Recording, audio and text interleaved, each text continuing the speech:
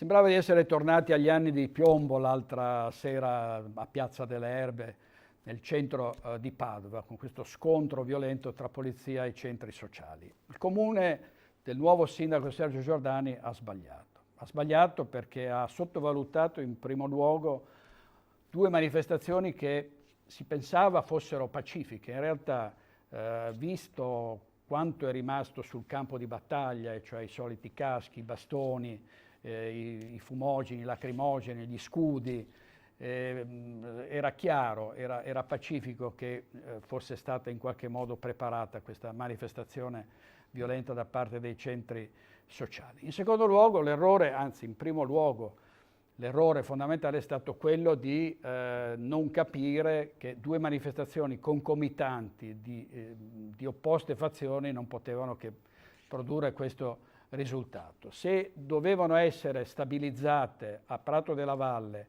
e in Piazza Insurrezione, bisognava che ci fossero controlli, e questa ovviamente l'ordine pubblico aspetta alla questura, fossero controlli che evitassero che si formassero dei cortei diretti verso il centro della città. Il terzo grave errore è stato quello di benedire, tra virgolette, questa manifestazione dei centri sociali inviando sul posto due consiglieri comunali, Stefano Ferro di Coalizione Civica e Daniela Ruffini di Rifondazione Comunista. Questo ovviamente autorizza i manifestanti a fare ciò che vogliono, perché si sentono in qualche modo l'imprimatur, vedono l'imprimatur delle istituzioni del comune. E poi ovviamente autorizzano anche questi fatti,